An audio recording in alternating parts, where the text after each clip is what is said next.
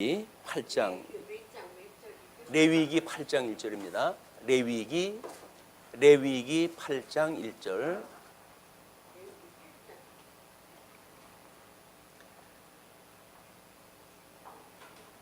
자, 1절부터 읽습니다. 여호와께서 모세에게 말씀하여 이르시되 너는 아론과 그의 아들들과 함께 그 의복과 관유와 속죄제의 수송아지와 수양 2마리와 무교병 한 광주리를 가지고 온 회중을 회막문에 모으라. 오늘 우리 레위기 8장으로 해가지고 장면이 크게 바뀌게 되어집니다. 양쪽 괄호 4번 제사직의 성별 규례를 세우시는 것으로 되어져 있어요. 지금 새 증거판, 두 번째 증거판이죠.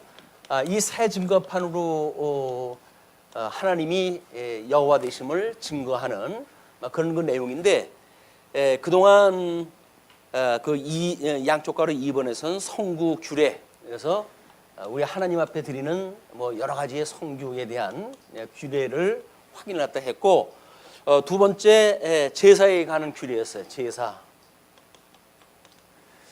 그 다음에 이제 오늘 그 네 번째로 해가지고 제사직입니다. 제사직. 이렇게 되면 성구는 우리 하나님 앞에 성전에 대한 이야기였었고, 제사는 제물에 대한 이야기였었고, 제사직은 제사장에 대한 이야기죠. 결국은. 그래서 이것이 제사의 세 요소가 되어집니다. 제사의 세 요소. 그런 그 내용으로 좀 되어져 있으니까 이 제사직에 대한, 물론 성구에 대한 성전도 부활하신 예수 그리스도에 대한 이야기였었고, 제사에 대한 것도 죽으심에 대한 예수 그리스도에 대한 이야기였었고, 제사장은 승천에 대한 예수 그리스도에 대한 이야기죠. 이것이 우리 신약 성경에서 언급되어진 제사의 3요소로 해서 주님께서 단번에 드렸던 그 제사에 대한 이야기인데, 오늘은 그 8장 1절로 3절이 제사장을 위임하는 첫 번째 시간이에요. 그래서 이거를 제사직을 지금 이제 모세가 하나님 앞에 이 계명을 받고 그리고 모세가 제사직을 수행하는 그런 그 일이기 때문에 지금 위임제에 대한 이야기입니다. 위임을 어떻게 할 것인가 이야기인데, 1절부터 3절까지는 제사식 위임식 준비를 했다 하는데, 그 위임식 준비가 아론과 그의 아들들과 함께 그의 의복과 관유와 속죄제의 2 송아지와 수양 2마리와 무교병 한 광주리를 가지고 온 회중을 회막문에 모으라. 그래가지고 일단 이 회막의 문 앞으로 사람들을 모으라 그랬어요. 이제 문 앞으로 해가지고 사람들을 모으라고 그랬으니까, 하나님께서 물론 이제 우리 예수 그리스도가 죽으셨던 것이 제단을 헌 문제 아니겠어요? 그리고 부활이라고 한다면 헌 그 제단을 다시 세우는 문제인데, 이 제사장을 위임을 했다 할 때 모든 사람들을 이 문 앞에다가 모았다. 그 이야기는 여기에 하나님의 이름을 두신 곳이라고 이렇게 이야기를 했습니다. 성소, 지성소가 법궤를 통해 가지고 하나님의 이름을 두신 곳. 그렇기 때문에 아마 요한복음에서는 예수님이 내가 양의 문이다 이렇게 당신을 소개를 했다 했어요.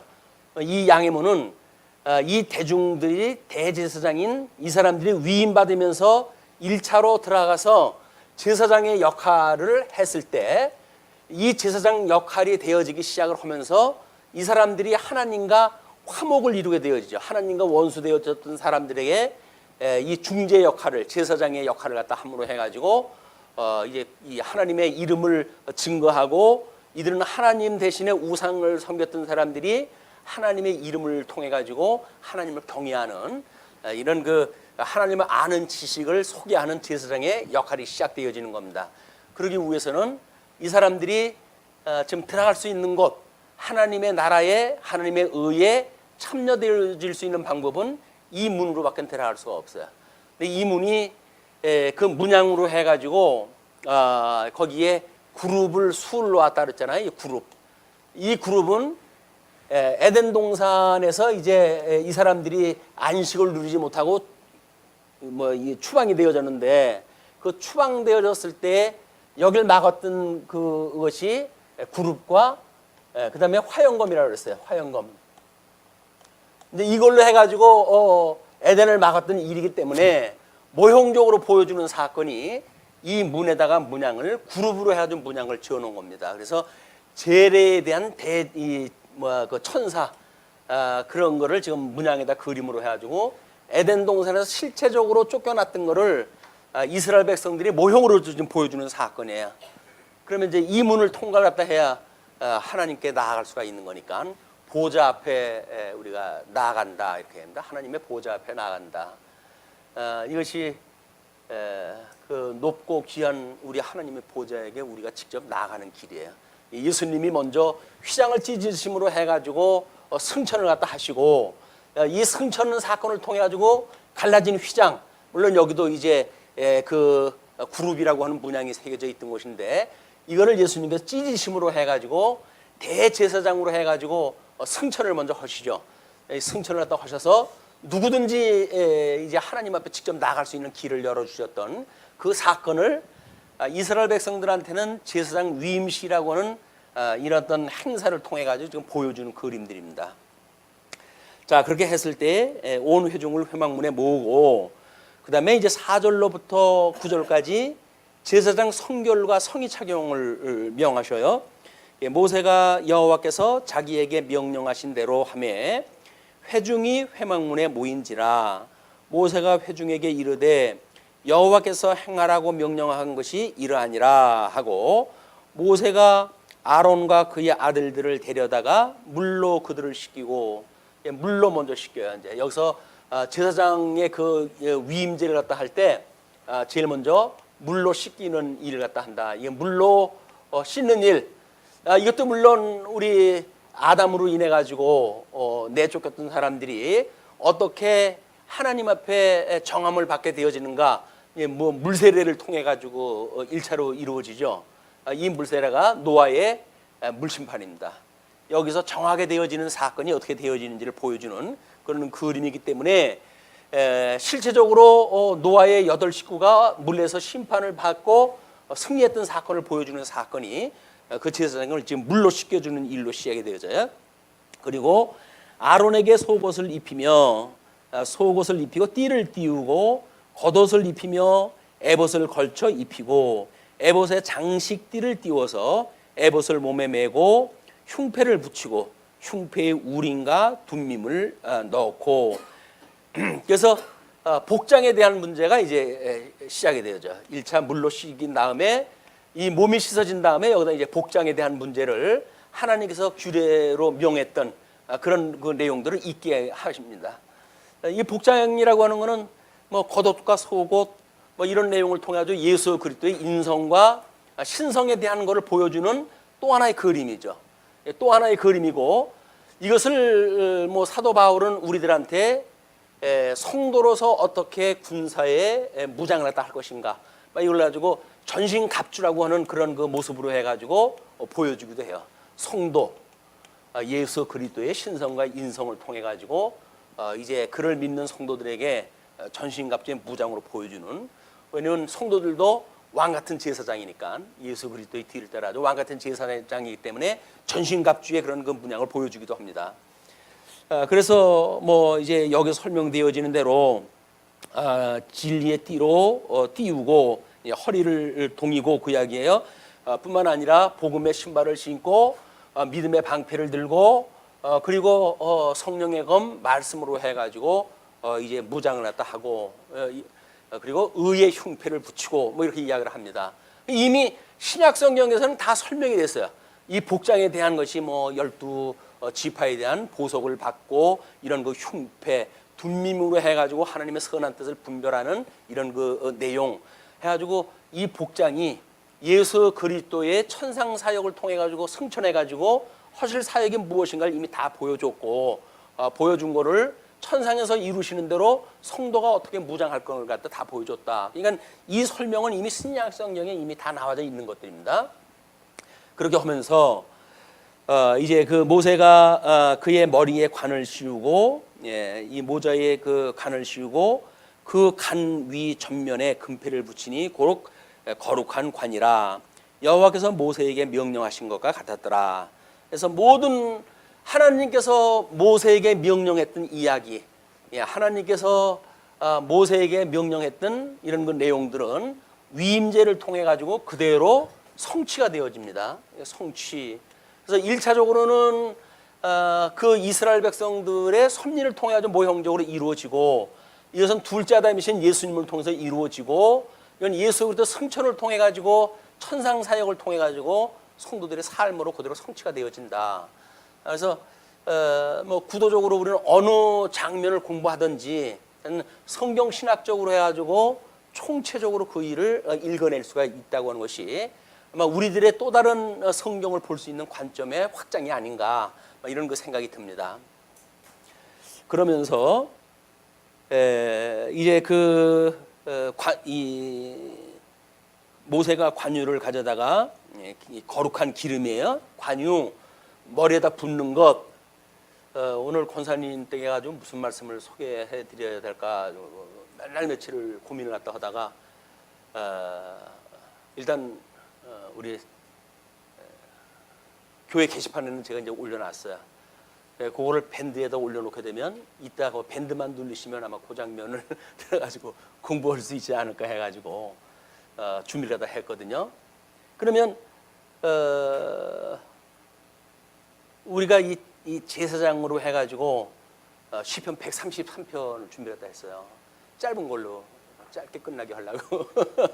근데 그 관유가 머리에다 부어가지고 발끝까지 이스라엘 전역, 그거는 예수 그리스도 전신을 통해 가지고 하나님께 드려지는 그런 거룩함입니다. 그래서 이것이 성령으로 인해 가지고 거룩함을 이제 있고, 그리고 이 신성과 인성을 이게 수행하실 수 있는 성령의 사역, 이건 주님의 몸된 교회를 통해서 이제 이루어질 겁니다. 이제 그런 그 기름을 바르고, 이제 기름을 가져다가 성막과 그 안에 있는 모든 것에 발라 거룩하게 하고, 그러니까 거룩하게 하는 방법이 관유를 갖다가 바르는 일이에요.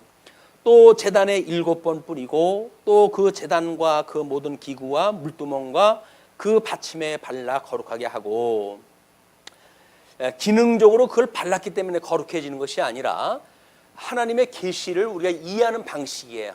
그거를 기름을 부름으로, 이 관유를 발음으로 해가지고 하나님께서 거룩하게 구별했다고 우리가 믿게 되어지는 그런 그 계시적 관점으로 우리가 이해를 해야 되겠죠. 그리고 이제 그 관유를 아론의 머리에 붓고 그에게 발라 거룩하게 하고, 모세가 또 아론의 아들들을 데려다가 그들에게 속옷을 입히고 띠를 띄우며 간을 씌웠으니 여호와께서 모세에게 명령하신 것 같더라.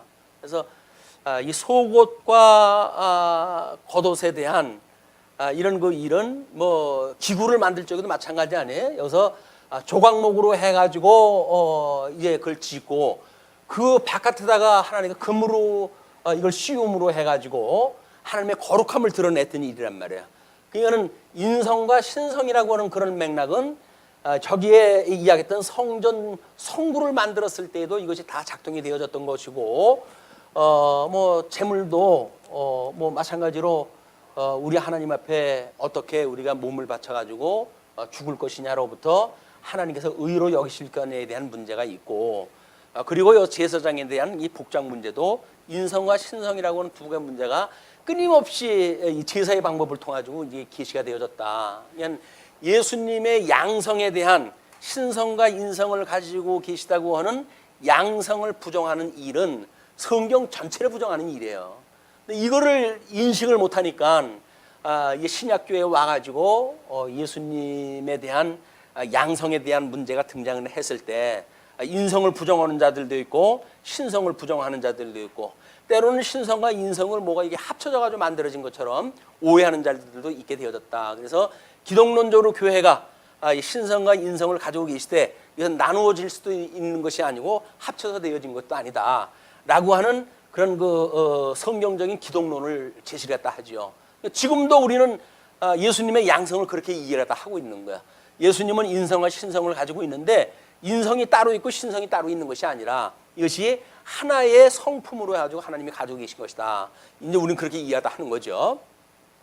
그래서 이제 13절까지 관유로 성별을 함을 소개한 뒤에 14절로 17절까지 속죄제로 성별을 하는 것을 소개를 합니다. 모세가 또 속죄제의 송아지를 끌어오니 아론과 그의 아들들이 그 속죄제의 수송아지 머리에 안수하매, 일단 그 아론과 그의 아들들이 가져온 지금 이 헌물들 아니에요. 그러니까 그들이 속죄제의 수송아지 머리에 안수를 갖다 하고 모세가 잡고 그 피를 가져다가 손가락으로 그 피를 제단에 뇌 귀퉁이 뿔에 발라 제단을 깨끗하게 하고 그 피는 제단 밑에 쏟아 제단을 속하여 거룩하게 하고 또 내장에 덮인 모든 기름과 간 거풀과 두 콩팥과 그 기름을 가져다가 모세가 제단 위에 불사르고, 그래서 이 요한계시록에 제단으로부터 올라오는 성도들의 기도, 이것은 예수 그리스도의 이 죽으심에 대한 것을 신앙 고백적으로 믿는 성도들의 기도예요. 담보 그런 그 기도가 제단으로부터 이제 그 기도가 올라가게 됩니다.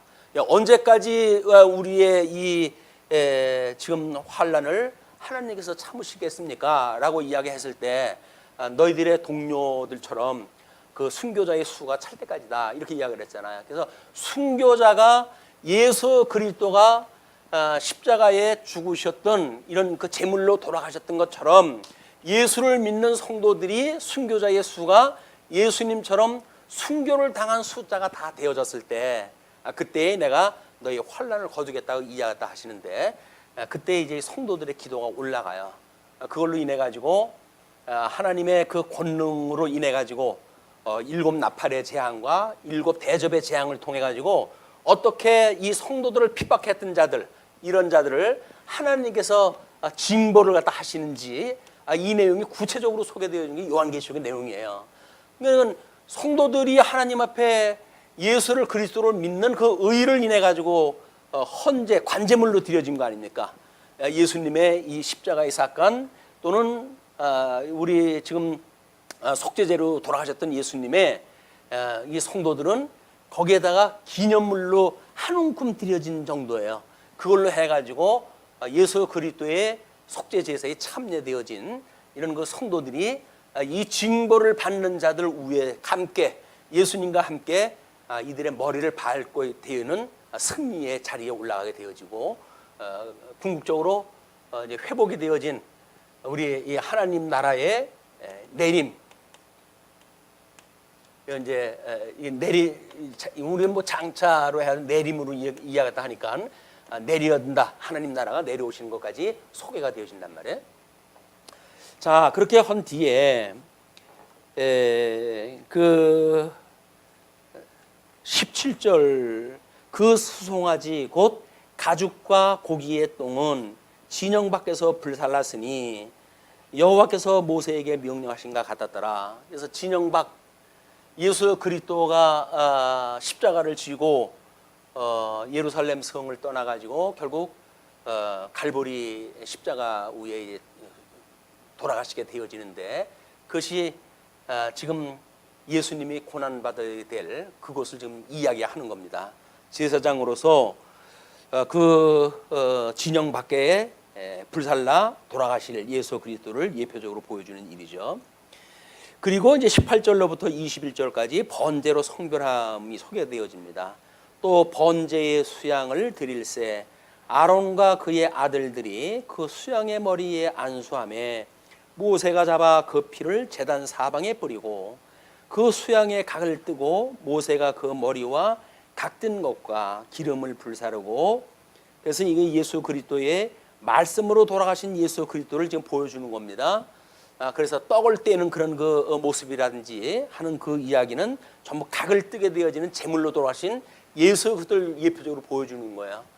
그러니까는 우리가 성탄절로 시작되어지는 예수 그리스도의 이 사역, 지상 사역이야말로 낮아지심으로 시작되어지는 사역 아닙니까? 그것이 우리를 위해 가지고 어떻게 낮아지셨고 어떻게 십자가에 못 박아 돌아가셨고 또 이렇게 떡으로 해가지고 띄어지는 갈갈이 각이 찢어져 가지고 돌아가시는 그런 예수 그리스도의 죽음에까지 대한 이야기이기 때문에 사실은 우리가 그걸 비극사적인 걸로 접근이 돼야 되겠죠.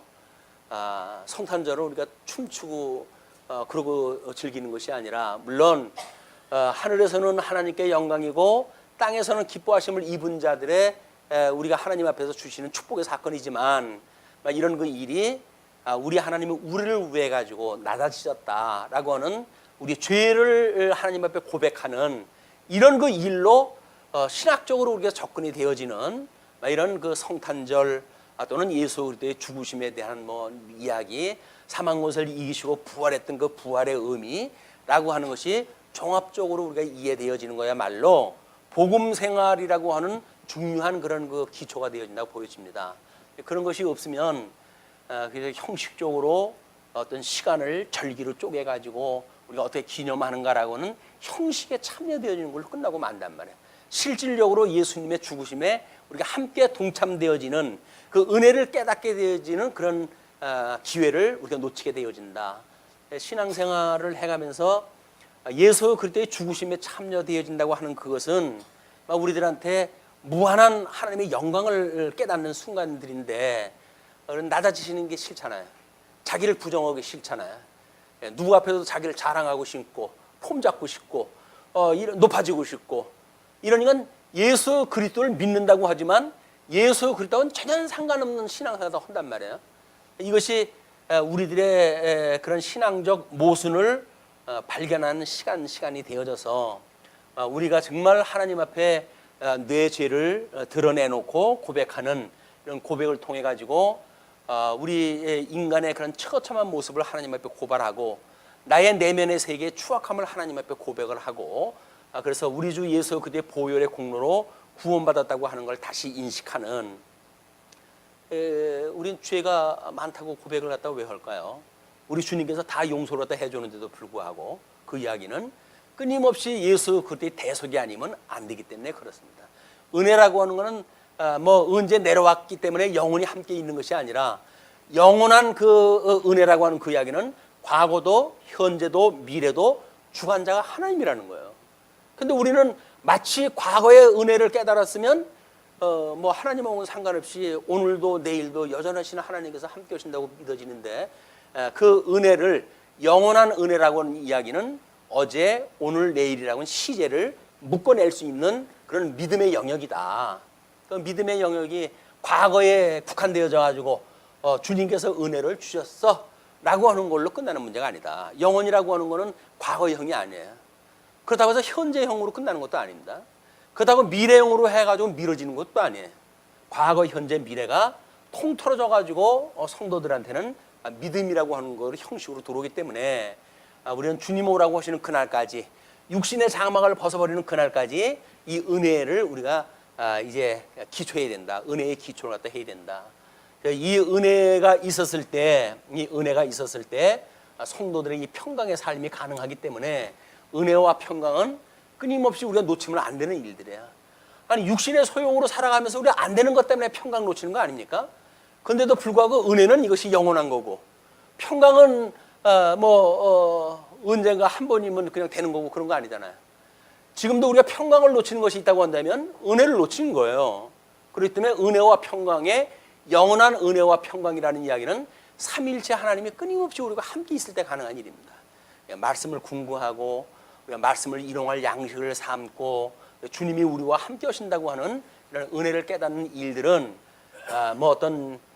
우리 오전에도 이야기할 때 했지만 교조적으로 이 교조적 신앙으로 해가지고는 안 되는 거예요. 뭔가 조항으로 해가지고 우리한테 입력이 되어진 그래서 우리가 소위 말하는 십계명이라고 하는 걸 외워가지고 이게 될 문제들이 아니다. 그건 철저하게 삼위일체 하나님의 내용과 상실했던 복과 상실했던 나라를 하나님께서 어떻게 회복하는가에 대한 문제인데 그걸 겨우 교조적인 걸로 외워가지고 십계명을 이룬다고 또는 장신들이 해간다고 이게 할 수가 있는 문제가 아니죠.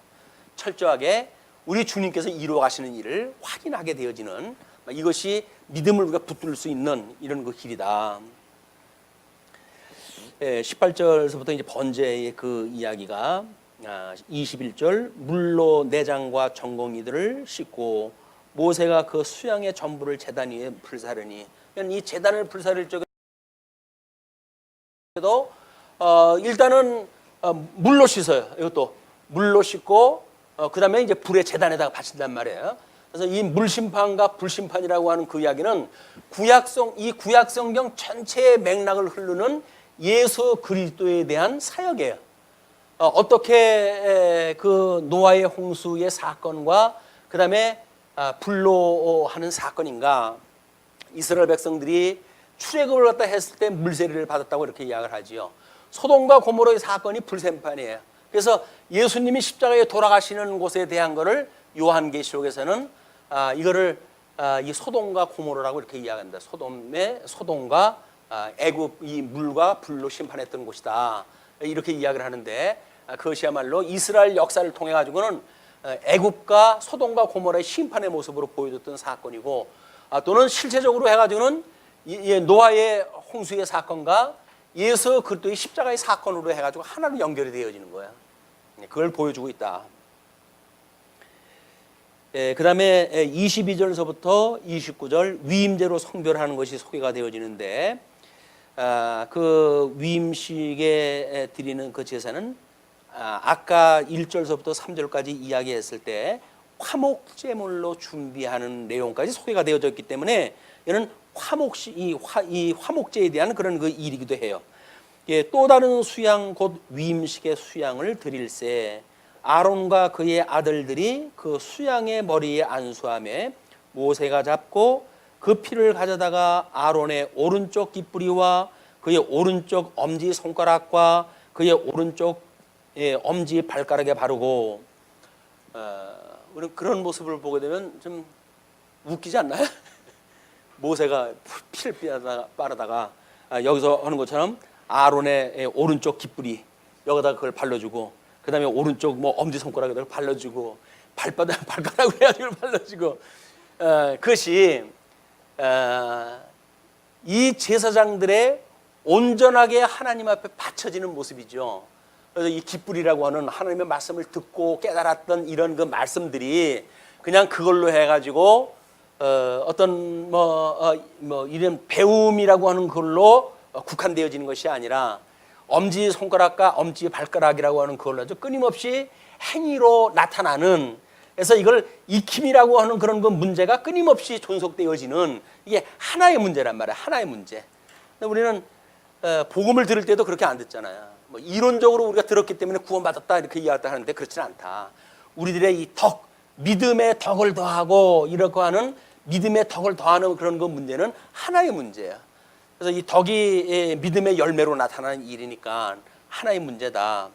그런데 워낙 우리가 이제 하나님의 말씀을 공부할 적에 단편적으로 조각을 내 가지고 이렇게 형식적으로 공부를 하기가 좋아하니까 믿음의 덕을 대한다, 덕을 더한다 라고 했을 때 이 덕을 그냥 쉽게 그냥 어떤 행위라고 하는 문제로 압축을 시켜서 생각이 드니까 이 배움이라고 하는 과정에 조금 더 여기가 이걸 어떻게 구체화되어지는가에 대한 심층적 자기 성찰이 안 되는 거예요. 믿음으로 구원받았어. 맞아요. 믿음으로 구원받은 것이. 그럼 믿음으로 구원을 받았다고 하는 사람들은 어떤 열매를 어떤 형식에 의해서 이것이 되어지는지 내면 세계 우리 죄 문제를 우리가 어떻게 성찰을 하고 하나님 앞에 어떻게 의로움을 받는 성도로서의 성찰이 있는가라고 하는 아주 상당한 그 우리 내면 세계를 들여다보는 일로 되어져 있지. 도식적으로 해가지고 믿음의 덕, 믿음과 행위 이런 걸로 해가지고 극단적 이원론에 빠져져 있질 않다. 이 덕이라고 하는 건 끊임없이 단계가 있다 그랬잖아요. 이게 믿음의 덕 그러면 덕 위에 우리가 이 덕이라고 하는 게 행위니까 무조건 오고 뭐 봉사만 하면 되는 줄 아니까 그렇게 되는데 그게 아니다. 하나님의 정하신 뜻이 무엇인 걸 분별하지 않으면 안 돼. 그래서 이 지식을 더한다 그랬어요. 지식을 하게 되면 우리는 하나님의 지식대로 하게 되면 성경을 뭐 이거 한 1년 배운 사람도 다 알고 50년 배운 사람도 원리적으로는 다 알잖아요. 그걸로 되어지는 게 아닙니다. 지식은 철저하게 절제가 필요하다. 그래서 자기 믿음에 지나게 되면 그것이 믿음의 행위가 나왔다 이렇게 보면 안 되는 거예요. 아직도 나는 부족하고 하나님의 은혜로 이렇게 살아갑니다라고 하는 걸 고백하게 되어지는 시간들이 되어진다. 절제가 되어지게 되면 절제되어지는 시간이 무한정가잖아요. 그냥 여기에 인내를 더할 수밖에 없어. 인내를 더하고, 인내를 더하는데 우리 경건과 그다음에 이 경건에 뭐 형제의 우애와 그다음에 사랑을 더하라 이렇게. 그냥 우리 뭐 먼저도 말씀을 드렸지만 고린도전서 13장에 나와 있는 사랑은 해가지고 노래 부르는 걸로 해가지고 사랑의 그 의미가 다 있는 걸로 생각을 하게 되면 우리는 매우 경박스러운 사랑에 빠져버려요. 그러니까 우리는 사랑받기 위해 태어난 사람 뭐 이렇게 해가지고 찬송을 부르잖아요. 사랑받기 위해 태어난 사람들은 아니에요. 우리는 왜냐하면 관제물로 드려지기 위해서 태어난 사람이거든요. 그게 사랑의 개념이거든요.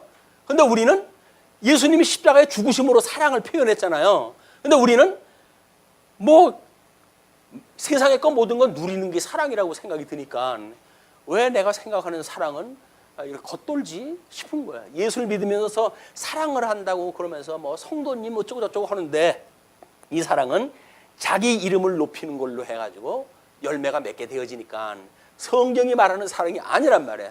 성경에서 이야기했던 이 지식에 준한 사랑이 아니에요. 그러면 그냥 풍문에 들었던 사랑, 우리 세속적인 세상 속에서 손잡고 안녕하세요 사랑합니다 라고 하는 사랑, 이런 걸로 사랑의 개념을 이해를 하니까 이 기독교가 한마디로 이 고상한 이 기독교가 세속적인 사랑으로 전락되어져 버리고 말고, 그래가지고 뭐 성경적으로 뭐 불우한 이웃을 돕는다든지 소수자들에 대한 뭐 인기 뭐 그걸 대신해 준다든지 이런 걸로 해가지고 사랑을 이야기하려니까는 복음적인 기독교가 아니라 사회 활동적인 기독교로 전락이 되어 있는, 세상을 나가가지고 세상의 사람들에게 보여주는 그런 식의 교회가 돼버리고 만다. 그렇지는 않습니다. 교회는 신령한 예수 그리스도의 이런 그 복음을 지키기 위해서 세상과 맞서야 되는 곳이기 때문에 우리가 사랑이라고 하는 같은 용어를 써도 정말 관제물로 드려지는 그런 그 사랑인가, 아니면 다른 사람들에게 뭐 이 명예를 얻고 자기 이름을 높이고 하는 쪽에서 사랑을 가지고 있지는 않는가, 끊임없이 성찰할 그 부분들이에요. 성경을 안다고 하면 아는 것만큼 더 합니다. 이걸 그럴 수밖에 없다. 그래서 철저하게 내 믿음의 분량만큼 조절하는 것. 이게 우리 영적 예배가 뭐예요? 하나님의 선한 뜻을 분별하고 그리고 믿음의 분량만큼 생각하는 거거든요. 믿음의 분량을 지나는 거는 이미 영적 예배가 아니라니까요. 그럼 그냥 내가 쇼를 연출하는 거야, 하나님 앞에서. 그리고 그것이 신앙이라고 생각을 해가지고 평생 쏟고 나도 쏟고 뭐 상대들도 속이고 이렇게 살아가는 것이 기독교인의 잘못되어진 신앙생활이다. 그래서 믿음의 분량만큼 생각하는 일이고, 이런 그 일들은 우리 인내나 막 경건을 통해 어떻게 될지 몰라도 이 경건 생활이라고는 이제 표피적인 어떤 그 행위가 나왔을 때 그것이 받은 은사를 따라 가지고 표현되어지는 거야. 그래서 예수님께서 너는 나를 사랑하느냐라고 물어봤을 때 뭐라 그래요? 아유, 제가 주님을 사랑하는지를 주님께서 아시잖아요. 뭐 지가 뭘 사랑을 해요? 그랬더니 예수님께서 그래, 그러면 내 어린 양을 먹이라. 내 어린 양을 먹이래요. 먹이는 게 뭐예요? 십자가에서 너도 죽어, 그 얘기거든요. 결국 베드로는 성령이 임하시고 그리고 자기가 모르는 곳으로 끌려가지고 결국은 거꾸로 십자가에 못이 박혀서 돌아가셨다고 하는 그런 그 교회사적인 이야기들이 있습니다. 이는 결국은 사랑한다는 이야기는 복음을 증거하기 위해서는 죽어, 그 얘기인데 우리는 어떻게든지 살아있어야 복음을 증거하지. 주님 무슨 야박한 소리를 그렇게 하십니까? 내가 건재해야 복음도 증거할 거 아닙니까? 내가 뭐 돈도 있어야 복음을 증거하지 않습니까? 또 내가 명예도 있어가지고 많은 사람들을 만날 수가 있고 그래야 복음을 증거할 수 있지 않습니까? 주님께서 그럴 거면 내가 어제 왜 널 시키니? 이거 전부 거짓말이에요. 자기를 위한다고 하는 이야기지 뭘 예수님을 위해서 하는 일이에요. 예수님을 위해서 한다는 이야기는 십자가 못 박고 나도 죽어, 그 얘기거든요. 근데 그거는 우리는 유벌을 또 하고 싶어요. 내가 죽으면 끝인데 그러면 이게 어떻게 됩니까? 너 죽음으로 해야지 복음 증거면 돼. 그 뒤 거는 다음 애들 시킬게. 주님께서 그러는 거거든요. 제가 그래도 살아있어야 주님 이 깨달은 복음을 증거를 다 하죠. 염려하지 말라니까. 너 죽어도 다음에 줄을 서 있어. 복음 증거할 사람. 내가 나를 위해 가지고 6천 명이나 이걸 남겨놨어. 너 혼자 남았다고 큰 소리 하지 말아. 소용없어요. 주님께서 복음을 증거해가는 일이지 내가 아니면 안 된다? 아유, 그런 웃기는 얘기가 어디 있어요. 거기에 우리 일을 하나님께서 하시는데 동역을 시켜주신 것만 해도 감사하지. 뭘 거기다 내가 아니면 안 된다고 그렇게 해가지고 그냥 그렇게 합니까?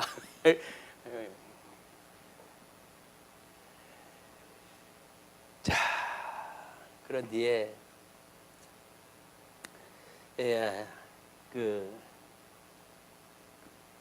그 엄지발에 그 피를 바르고 또 모세가 그 피를 제단 사방에 뿌리고 그가 또 그 기름과 기름진 꼬리와 내장에 덮인 모든 기름과 간꺼풀과 두 콩팥과 그 기름과 오른쪽 뒷다리를 떼어내고 여호와 앞 무교병 광주리에서 무교봉 한 개와 기름 섞은 떡 한 개와 전병 한 개를 가져다가 그 기름 위에와 오른쪽 뒷다리 위에 놓아 그 전부를 아론의 손과 그의 아들들의 손에 두어 여호와 앞에 흔들어 요제를 삼게 하고 모세가 그것을 그들의 손에서 가져다가 제단 위에 있는 번제물 위에 불사르니 이는 향기로운 냄새를 위하여 드리는 위임식 제사로 여호와께 드리는 화제라.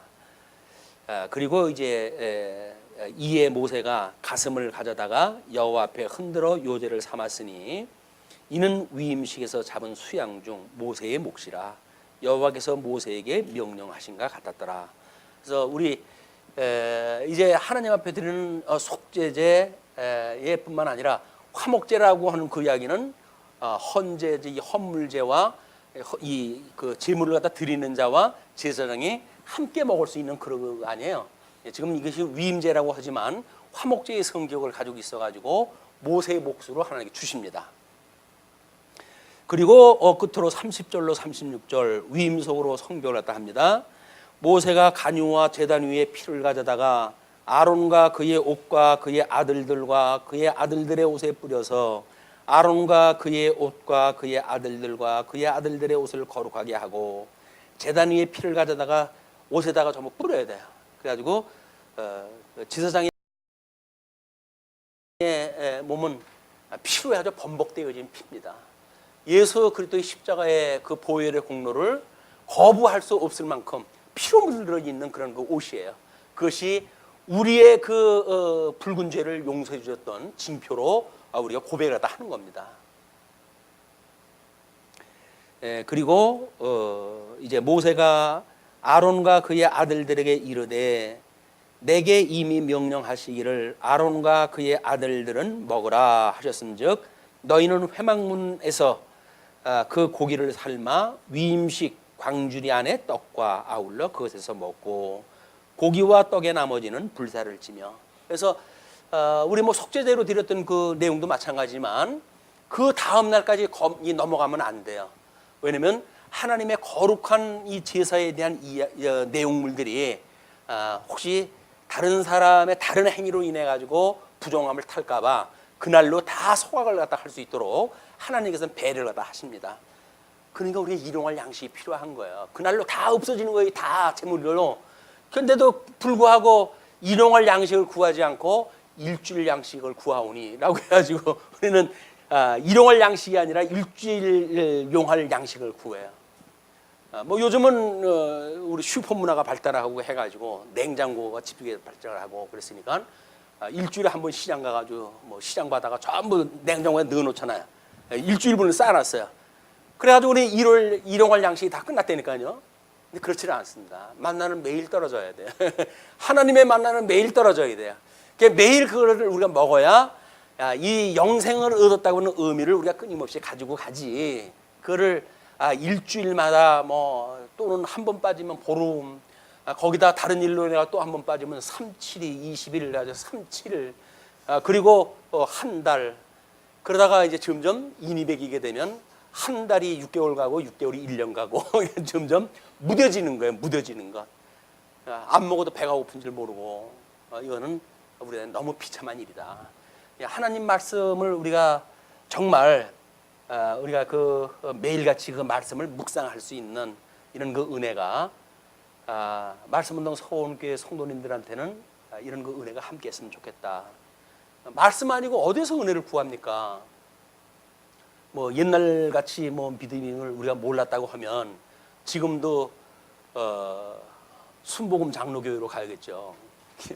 우리 총회 목사님이 설교를 하시면서 요즘은 예수교 장로회가 없고 전부 순복음 장로교만 남았다고 해야 되는데 순복음 장로교가 아니거든요. 그런데 형식은 장로교회라고 전부 간판 붙여서 놨어요.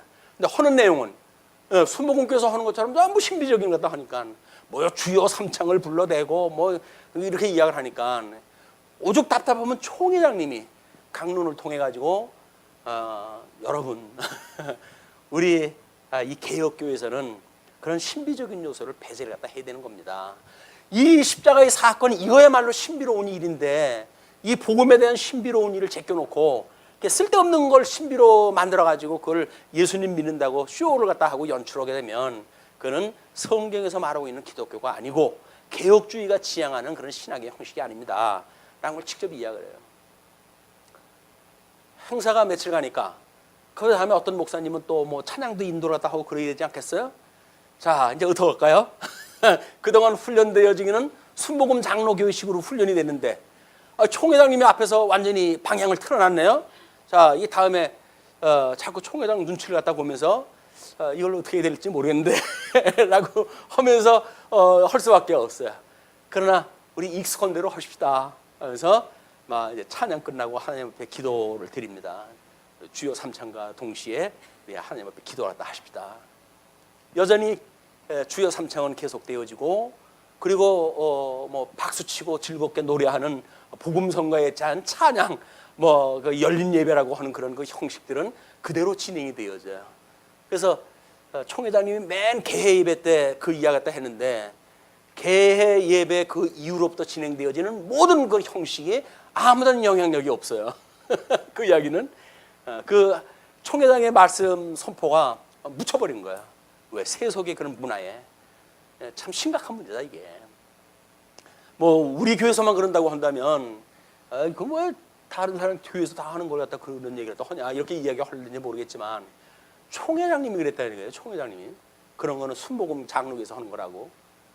그런데도 불구하고 이것이 여러 교회에 정말 우리 총회장님이 애타는 마음으로 이렇게 설교를 갖다 했습니다 라고 하는 말로 전해주는 교회가 있을까요? 없죠. 왜? 자기 형식이 다 깨져야 되는데 우리는 그게 안 됐으니까 그나마도 자랑스럽게 이야기하잖아요. 우리 총회장님이 이런 설교를 갖다 했습니다.